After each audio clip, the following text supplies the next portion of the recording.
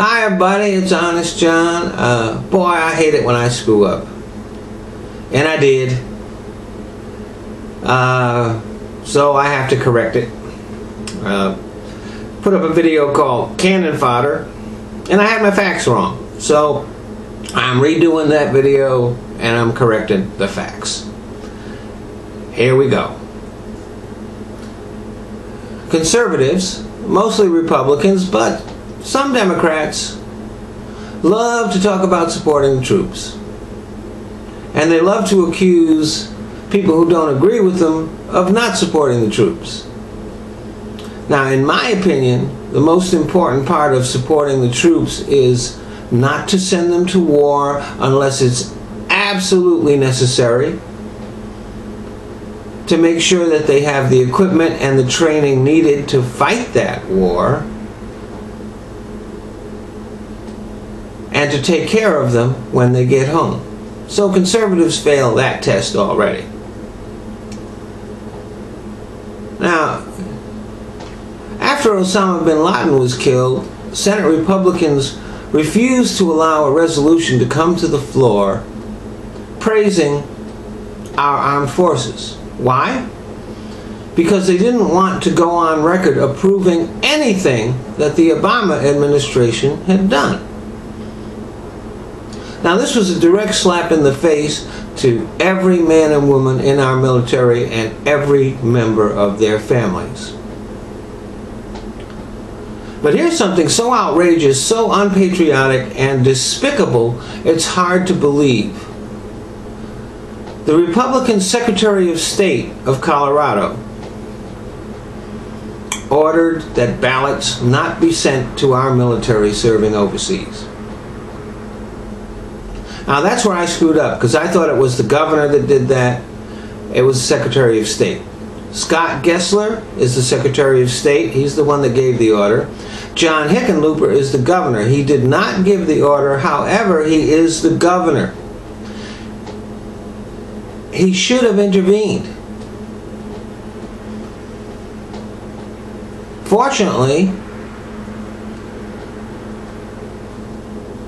Gessler lost in court, and our soldiers, airmen, Marines, sailors will get their ballots. But think about it. Think about it. Our soldiers are over there, some of them in war zones, fighting to protect our rights. And this Secretary of State is trying to deprive them of the central right in a democracy, the right to vote?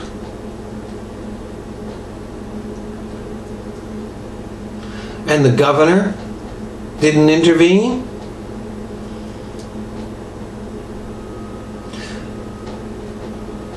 It's hard to express how angry that makes me. I think they should take Gessler out and shoot him in the street like a dog. But I'm certainly not going to recommend that. Not a good idea. It's what he deserves, but in our society we don't do that. However, I think the citizens of Colorado owe it to our men and women in uniform to get rid of Scott Gessler. And possibly, depending on what role he played in this, Hickenlooper too. I'll tell you this much. A vote for Gessler is treason.